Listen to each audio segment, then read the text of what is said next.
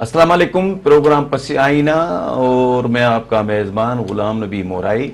آج ہم بات کریں گے حالات حاضرہ پہ، اور حسب معمول ہمارے تجزیہ کار، ہمارے اسکالر ڈاکٹر سید محب اللہ شاہ صاحب۔ شاہ صاحب السلام علیکم۔ شاہ صاحب، پہلا ایشو جو حالات حاضرہ پہ ہے وہ یہ ہے کہ گزشتہ چند ہفتوں سے پاکستان میں عجیب سی صورتحال تھی، سیاسی صورتحال۔ حکومت کے خلاف ووٹ آف نو کانفیڈنس آیا، پھر وہ کچھ لائلز جو پارٹی ٹکٹ بھی جیتے تھے پی ٹی آئی کے لوگ، وہ انہوں نے لائلٹیز چینج کر لیں۔ حکومت کا الزام تھا کہ یہ آرس ٹریڈنگ ہو رہی ہے، بک رہے ہیں، اور وہ اس پہ کافی میڈیا نے بھی کافی چیزوں کو ہائی لائٹ کیا۔ اس کے بعد عمران خان کی ایونچولی وہ ووٹ آف نو کانفیڈنس آ گیا، وہ بھی رات کو کافی دیر سے آیا، اور جس میں آپ نے دیکھا کہ رات کو کورٹس کھل گئیں، وہ جیسے ایمرجنسی کی حالت پیدا ہو گئی۔ جو بھی زی فام پاکستانی تھا اس کے ذہن میں یہ تھا کہ خدا نخواستہ کچھ ایسا ہونے والا ہے جو کہ روٹین کا معاملہ نہیں ہے۔ حالانکہ vote of no confidence routine کا معاملہ ہے، جمہوری معاملوں اداروں میں، جمہوری حکومت میں یہ ہوتا ہے۔ اب ان حالات میں ووٹ آف نو کانفیڈنس بھی آ گیا۔ ہمیشہ ہمارا حال یہ رہا ہے کہ حکومت میں تو آ جاتے ہیں لوگ، مگر کوئی ان کے پاس پہلے سے طے شدہ میپ، روڈ میپ نہیں ہے۔ اب حکومت بن گئی ہے، اس کو کوئی 5-6 دن 7 دن ہو گئے ہیں، مگر ابھی تک کیبنٹ نہیں بنی ہے، فیڈرل کیبنٹ نہیں بنی ہے، اور ابھی تک اسٹیبلٹی والی صورتحال نہیں ہے۔ اب یہ اس کو آپ کس طرح سمجھتے ہیں؟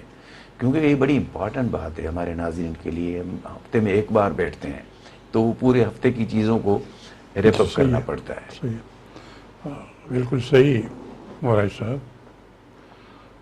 آپ نے جو نشاندہی کی کہ پچھلے کئی ہفتوں سے ایک عجیب سی انسرٹنٹی کی کیفیت تھی، اور جو ہفتہ گزر چکا اس میں فائنلی وہ اونٹ جو تھا کسی کروٹ بیٹھ گیا۔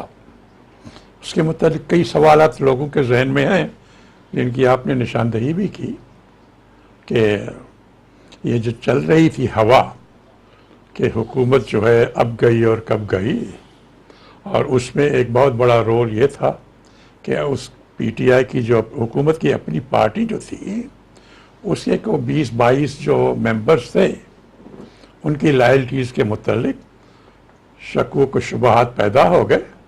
اور پھر وہ جس طرح دیکھا ہم نے کہ کوئی غائب ہو گئے، کوئی سندھ ہاؤس میں بیٹھ گئے، کوئی ہوٹل میں جا کے بیٹھ گئے،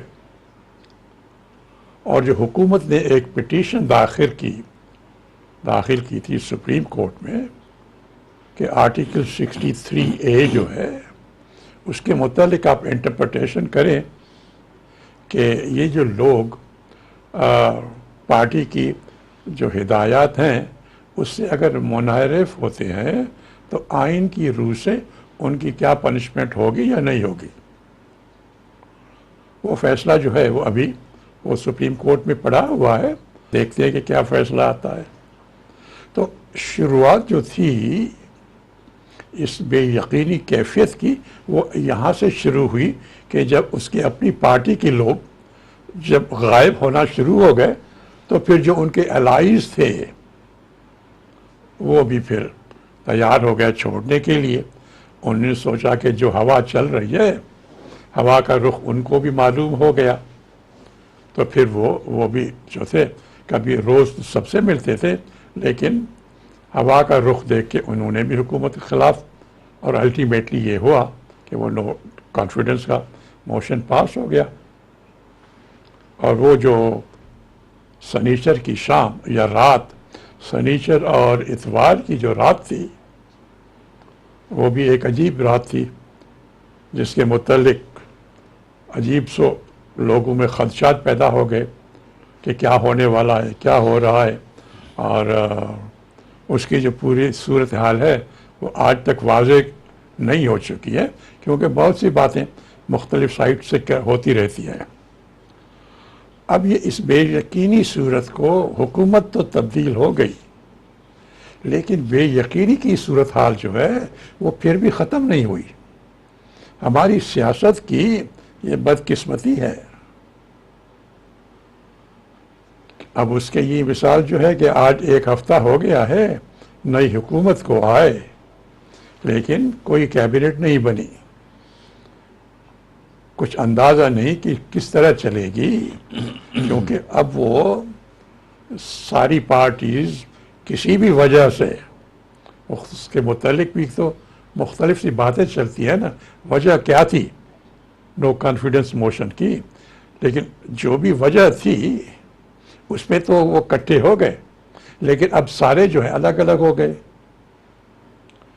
اب جو ہے ہر بات پہ ایک لحاظ سے اختلافات چل رہے ہیں، صدر کون ہوگا اس کے متعلق ایک سے زیادہ امیدوار ہیں، کیبنٹ میں بیٹھا جائے یا نہ بیٹھے پتہ نہیں کیا ہوتا ہے، لیکن 1-2 دن پہلے تک تو میں نے جو سنا تھا یا جو 1-2 لوگوں سے باتیں کر کے معلوم ہوا کہ پیپلز پارٹی تو کہتی ہے کہ ہم کیبنٹ میں نہیں آئیں گے۔ وہ ایک لحاظ سے میری نظر میں ایک اچھا فیصلہ تھا، کیونکہ یہ حکومت جو آج یہ جو 1 ہفتہ ہو گیا ہے، یہ 8 مہینے چلے گی، 10 مہینے چلے گی، سال سوا چلے گی۔ اس میں چند حلقوں کا کہنا یہ ہے کہ زرداری صاحب، آپ کو پتہ ہے وہ تو بڑا کھلاڑی ہے، ان کا کھیل یہ ہے کہ کسی طرح نواز لیگ کو پریشر میں ڈالا جائے، کیونکہ اگر پیپلز پارٹی خاموش ہو جاتی ہے، دور بیٹھ جاتی ہے، تو اس کی طاقت کم ہو جاتی ہے نواز لیگ کی یا شہباز شریف کی۔ تو یہ کچھ حلقوں کا خیال ہے کہ صدارت لینا چاہتی ہے پیپلز پارٹی، اور غالباً وہ صدارت زرداری صاحب اپنے لیے لینا چاہتے ہیں، تو وہ اس کی وجہ سے یہ دکھانا کہ یہ نہیں، we are not interested in cabinet, تاکہ وہ کہے جی چلو کیبنٹ میں آ جاؤ، پھر اور کیا چاہیے تو ہم بات کریں گے، ہمیں صدارت دے دو۔ ہو سکتا ہے ویسے اصولی طور پہ بھی صدارت پیپلز پارٹی کا حق بنتا ہے، کیونکہ نمبر 2 پارٹی وہ ہے میجورٹی کی۔ تو یہ ایکچولی یہ گیم بھی چل رہی ہے، معلوم ہے کہ یہ ہے، ایک طرف سے زرداری صاحب ہیں، دوسری طرف سے مولانا فضل الرحمان جو ہیں، وہ بھی امید لگائے بیٹھے ہیں کہ بھائی آپ لوگوں کو اتنی طاقت دینے والے تھے تو وہی جو میرے جو لٹھ بردار لوگ تھے، جو مدرسوں کے شاگرد نکل آتے تھے، تو میں طاقت تو آپ کو میں نے دلوائی۔ تو لیکن دنیا میں کیا امیج جائے گا پاکستان کا، کہ پہلے ہی پاکستان کے متعلق جو دنیا میں امپریشنز ہیں، تو اس وجہ سے مولانا فضل الرحمان کی شاید یہ محنتیں کر رہے ہوں کہ بھائی صدر کے علاوہ کوئی اور چیز پہ آپ JUI راضی ہو وہ جائیں۔ میرے خیال میں زرداری صاحب اس کیپیبل آف ڈوئنگ دس، اس کو منوا لیں گے اور کئی چیزیں دے دلا کے منوا لے گا۔ ہاں تو یہ بات جو ہے، تو پھر یہ چانس لگتا ہے مجھے بھی یہی ذہن میں کہ زرداری صاحب شاید صدر ہو جائیں گے پھر، اور پھر کیبنٹ میں پیپلز پارٹی آ جائے گی۔ اب اس کا اب یہ بھی دیکھیں، ایک تماشا جو اسلام آباد میں ابھی تک چل رہا ہے، تو دوسرا تماشا لاہور میں شروع ہو گیا۔ یعنی یہ پاکستان کی تاریخ میں کسی اسمبلی کے اندر اتنی ماردھاڑ کی سچویشن کبھی نہیں ہوئی ہوگی۔ جو حال ڈپٹی اسپیکر کا ہوا، پھر جو حال اسپیکر کا ہوا، دونوں کی پٹائی ہوئی۔ چتودی پرویز لائی کا ہوا، جو چیف منسٹر کا کینڈیڈیٹ تھا، اتنی بار پٹائی ہوئی۔ وہ خواتین نے بھی ان کو مارا پیٹا۔ وہ ایک ایسی بری حالت تھی، سارا پاکستان دیکھ رہا تھا کہ یہ رول ماڈل ہیں، لیڈر صاحبان ہیں ہمارے اس ملک کے، تو ان کی کنڈکٹ آپ دیکھیے کہ کسی میں ٹالرنس یہ نہیں تھا کہ جمہوری پروسیس جو ہے اس کو چلنے دیں۔ اب وہ ایک بیمار پڑا ہے، اور دوسرا جو ہے وہ بھی شاید بیماری کے قریب ہے. اور ابھی یہ ہوا کہ جی وہ گورنر جو ہے وہ حلف نہیں لینا چاہتے. وہ چیف منسٹر صاحب جو ہیں انہوں نے ایک ووٹ آف کانفیڈنس ایک لحاظ سے ان کو ووٹ تو مل گیا کہ آپ لیڈر دی ہاؤس ہو گئے. آپ وہ کہتے ہیں کہ جی مجھ سے قسم لو, اور وہ گورنر کہتا ہے کہ نہیں, آپ سے میں قسم نہیں لوں گا چونکہ یہ پروسیڈنگز جو ہیں وہ میری نظر میں غیر قانونی ہیں. اب یہ بات الگ ہے, تصفیہ نہیں ہوا کوئی, تو پنجاب میں کوئی حکومت نہیں ہے. کیئر ٹیکر کے طور پر وہ بزدار صاحب ہیں جو جب فل ٹائم تھے چیف منسٹر پھر بھی حکومت صحیح نہیں چل رہی تھی. اب تو وہ پارٹ ٹائم ہے. اور خدا کرے وہ پنجاب کے میں کوئی صورتحال جو ہے وہ بیٹھ جائے تو آپ دیکھیں ٹوٹل صورتحال جو ہے اسلام آباد میں ایک بے یقینی کی کیفیت, اور جو سیاسی تماشا لوگوں نے دیکھا وہ ابھی ختم نہیں ہوا تو لاہور میں شروع ہو گیا, وہاں پر بھی ختم نہیں ہوا. مطلب کہ جمہوریت کو اور سیاست کو دونوں کو بڑی بدنامی اس کو اس ہوئی ہے, طرح نہ ہم کہیں, بہت خراب. شاہ صاحب اس کو اس طرح نہ کہیں کہ ہم نے کچھ نہیں سیکھا ہے ماضی سے. کچھ نہیں ہم سیکھا نے ماضی کچھ سے, نہیں سیکھا ماضی سے. سب کے تماشا بنا رہے تماشا ہیں. بنا کسی میں کوئی احتیاط, جو لیڈر صاحبان ان کو سمجھائیں کہ بھائی ہماری بھی بے عزتی ہو رہی ہے لوگوں کی نظروں میں, اور یہ جمہوریت جو ہے اس سے بھی لوگوں کا اعتماد اٹھتا جائے گا. خدا کرے کوئی سمجھ آئے, ابھی تک تو اس کی کوئی نشانی نظر نہیں آتی. ناظرین ایک وقفہ, ملتے ہیں وقفے کے بعد.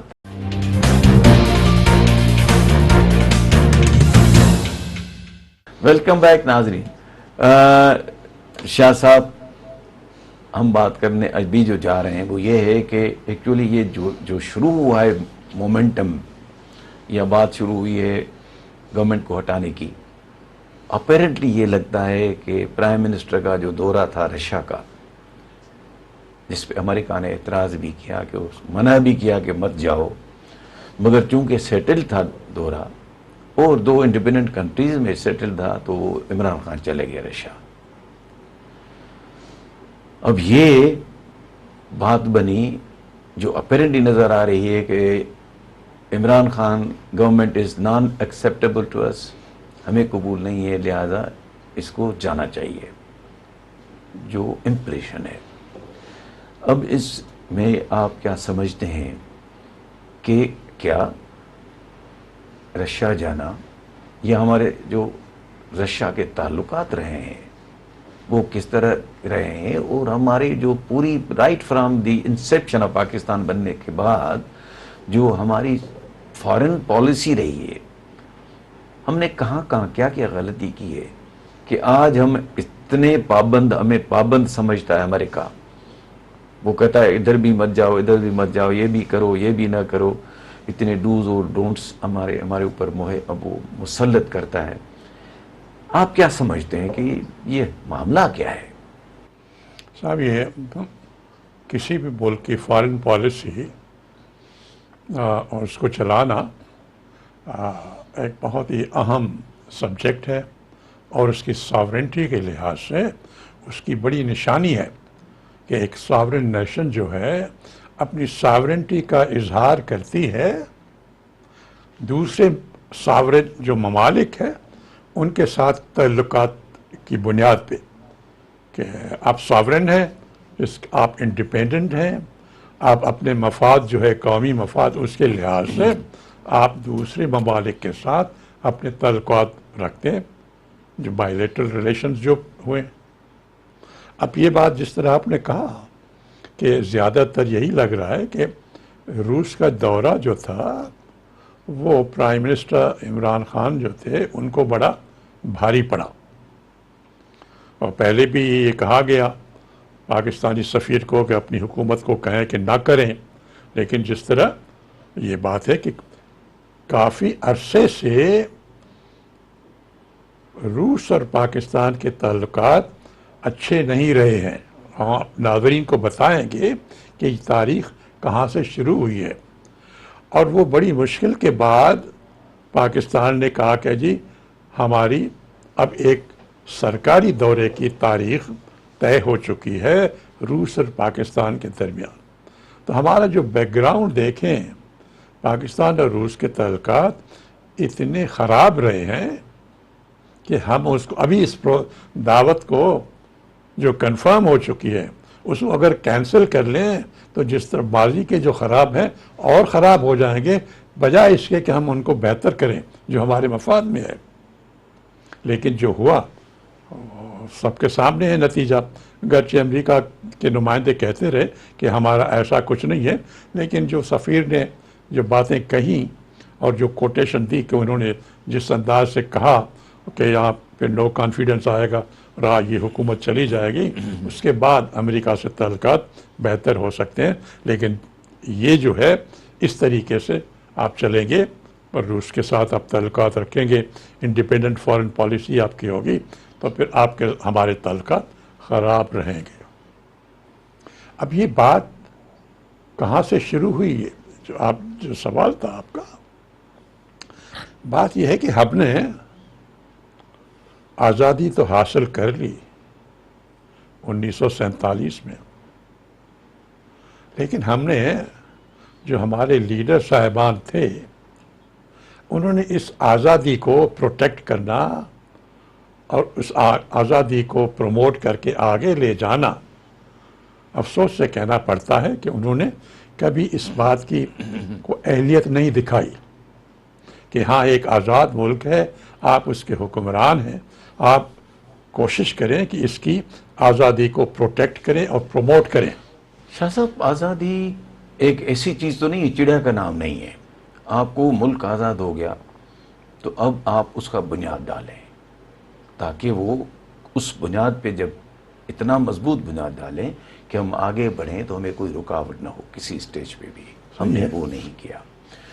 میں تھوڑا ایڈ کروں، انڈیا نے تیاری کی ہوئی تھی 46 کی الیکشن کے بیسس پہ، حکومت جیسے آئی 47 میں ان کی 15 اگست کو، 49 میں انہوں نے آئین بنا دیا اور ایگزیکٹلی 5 سال کے بعد 51 میں الیکشنز کروا دی۔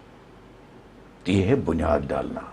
ہمارے ہاں بنیاد کسی نے اس زمانے میں، اس شروع میں جو خاص طور پہ بچہ جب پیدا ہوتا ہے، نوزائیدہ بچے کو زیادہ کیئر کی ضرورت ہوتی ہے۔ بالکل ہے۔ تو ہم نے وہ کیا ہی نہیں۔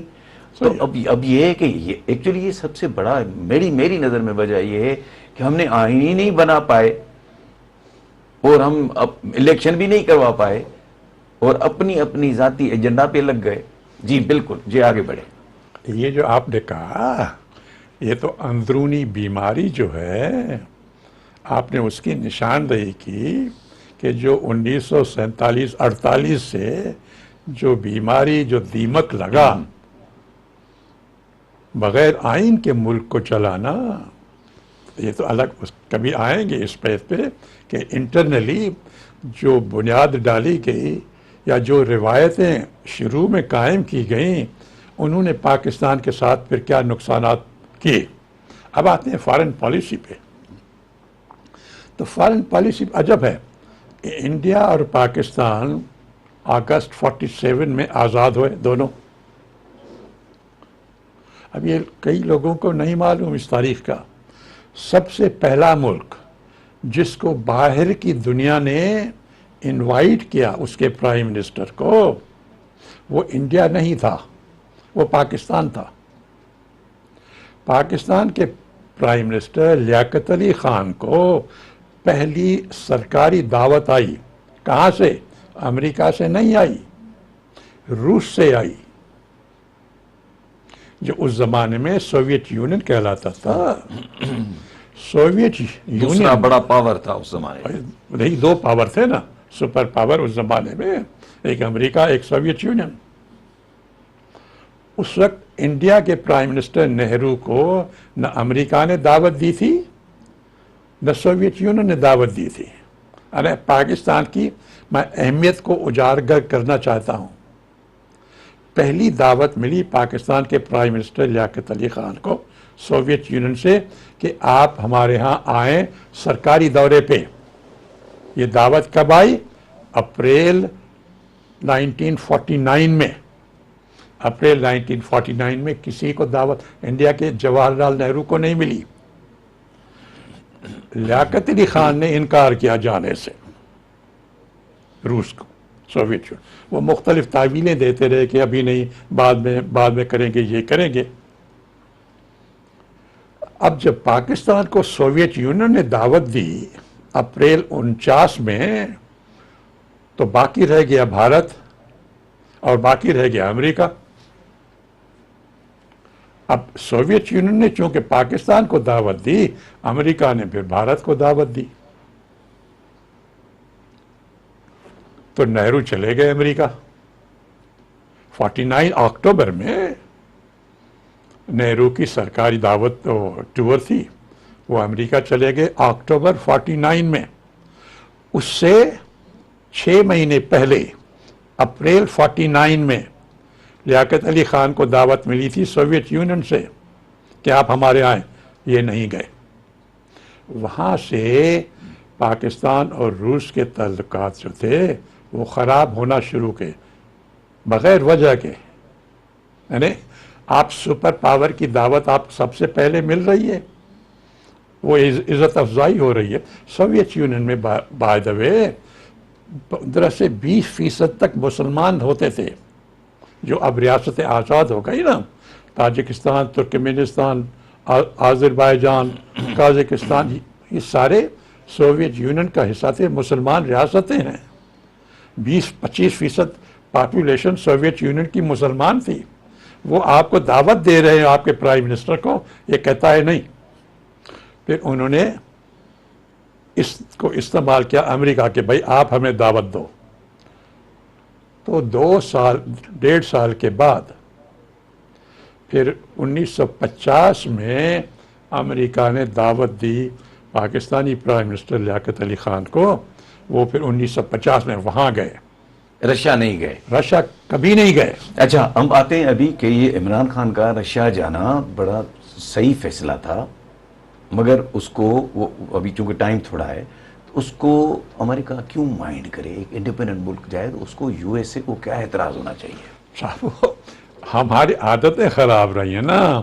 وہ عادی ہو گیا ہے کہ جو ہم ہدایت دیتے ہیں وہ یہ مانتے رہتے ہیں. تو اب آپ کیسے نہیں مانیں گے بھائی؟ یہ جو لیاقت علی خان نہیں گئے نا، تو آپ کو پتا کہ کب گیا پھر دوسرا پرائم منسٹر؟ 49 میں ان کو دعوت ملی اپریل میں. اس وقت کسی کو نہیں ملی تھی. پھر کوئی وزیر اعظم کسی کو دعوت بھی نہیں ملی، گیا بھی نہیں. پھر جا کے 1972 میں ذوالفقار علی بھٹو صاحب گئے. آپ حساب کریں 49 سے لے کے 1972 تک.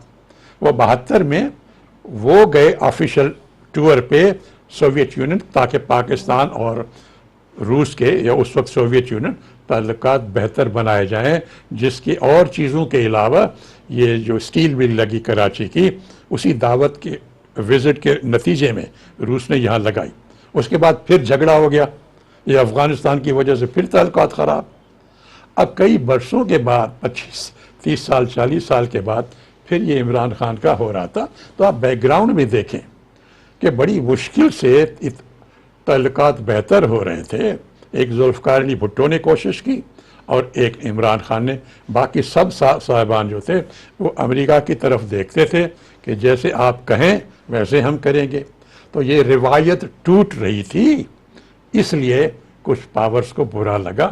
لیکن یہاں اور بہت سے بیٹھے ہیں جو جی حضوری کرنے کے لیے تیار ہیں، وہ بھی ناراض ہو گئے کہ کیوں نہیں آپ ادھر کیوں گئے. ناظرین ایک وقفہ، ملتے ہیں وقفے کے بعد.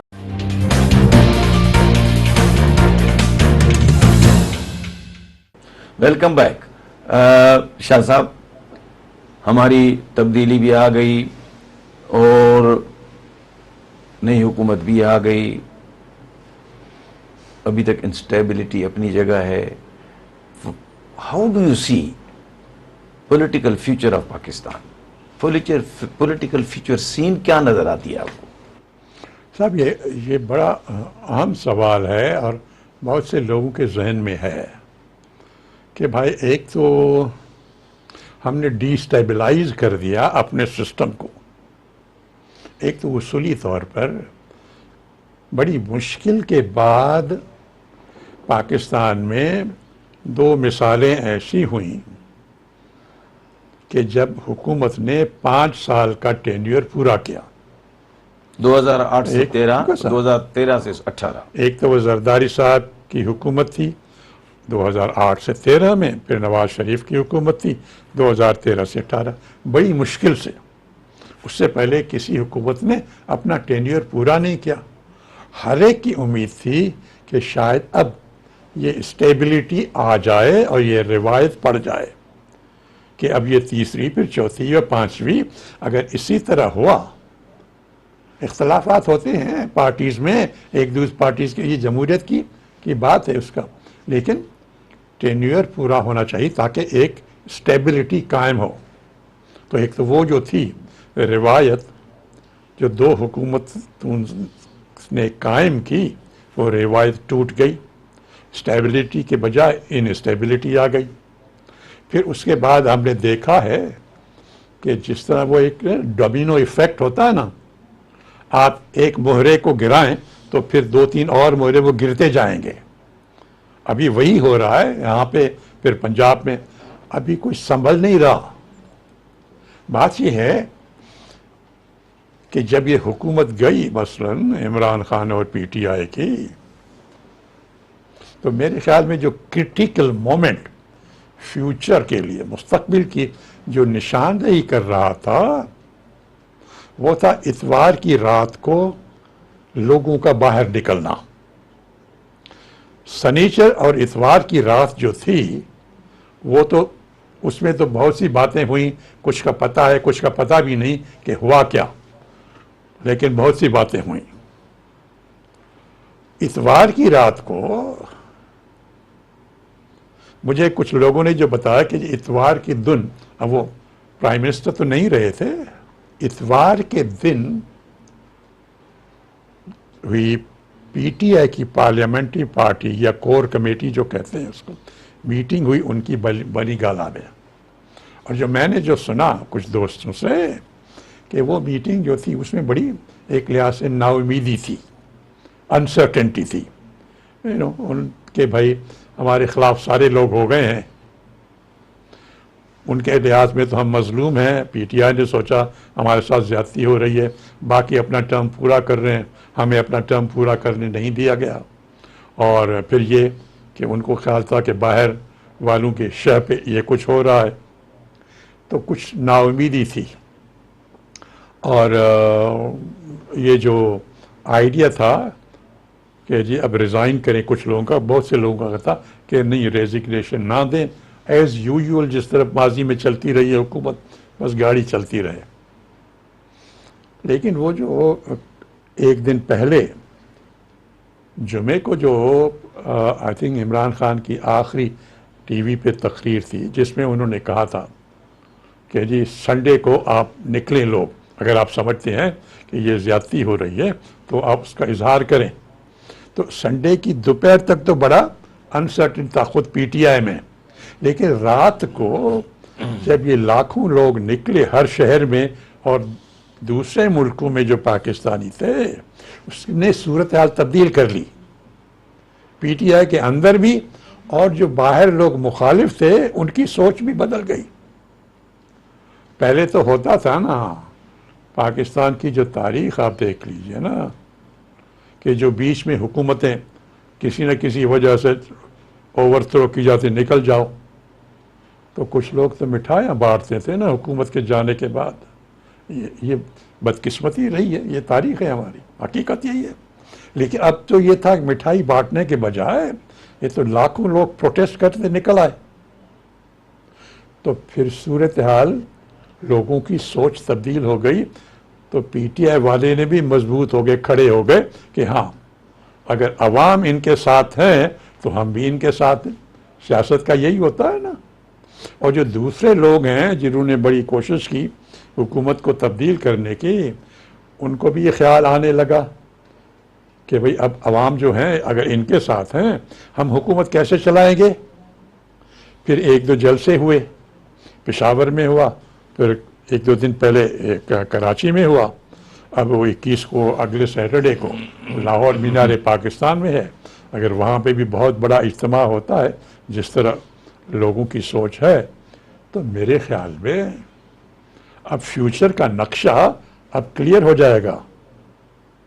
کہ بھائی اگر الیکشنز نہیں ہوتے جلدی تو ملک کی انسٹیبلٹی رہے گی، یہ حکومت اسٹیبل نہیں ہو پائے گی جو بنی ہے، جس کی ابھی تک کیبنٹ جو ہے وہ پوری نہیں ہوئی۔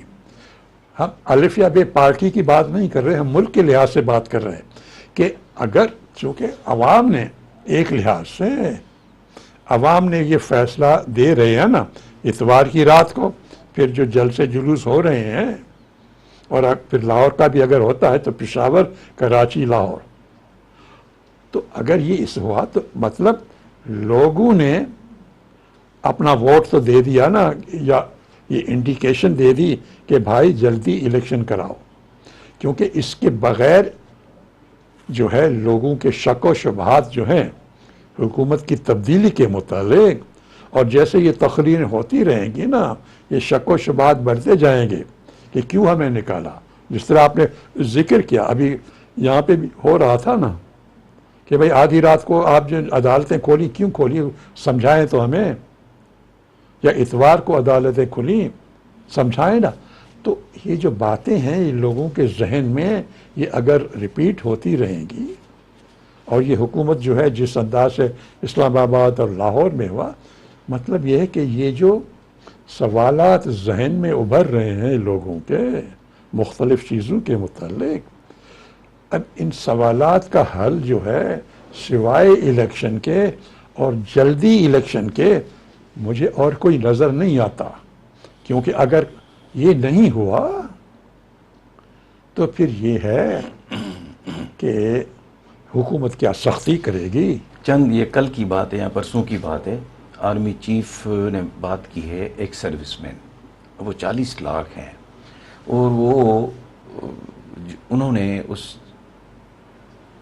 فنکشن میں یا اس تقریب میں انہوں نے کھل کے بات کی سب نے، اور انہوں نے یہ بھی کہا کہ آپ لوگ نے نیوٹرل ہونے کی بجائے سائڈ لیتے، فیصلہ کرتے، بیچ میں پڑتے، اس چیز کو کسی طرح بھی ریزالو کرتے اس کو پیسفلی۔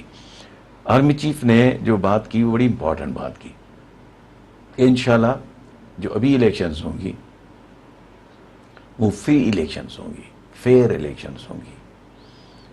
اس سے یہ ایک میسج جاتا ہے کہ آرمی چیف 27 یا 29 نومبر کو ریٹائر کر رہا ہے، اس کا مقصد یہ ہے کہ آرمی چیف الیکشن کروانا چاہتا ہے اکتوبر میں، تاکہ ایک تاریخ میں ایک نام چھوڑ جائے کہ میں نے فیئر الیکشنز کرائیں، جو ان کی باتوں سے لگتا ہے۔ ورنہ تو اس کا کیا کام ہے جب وہ نومبر میں جا رہا ہے تو یہ بات کرے کہ ابھی یہ الیکشنز فیئر ہوں گی۔ یہ بات ہے، آپ نے ایک اہم نقطہ جو پوائنٹ بتایا، الیکشنز اس ملک میں فیئر ہوں، فری ہو، عوام کو اپنی مرضی سے نمائندہ چننے کی یہ اجازت ہو، تو جمہوریت کے لیے بھی پاکستان کے لیے بھی فائدہ ہے، فائدہ بہت اچھی بات ہے۔ یہ ہوا نہیں ہے، ہماری بدقسمتی تو یہی ہے کہ اکثر مجھے پاکستانی الیکشنز جو ہیں ان کو دیکھ کے مجھے ایک اسٹالن کا مقولہ یاد آتا ہے۔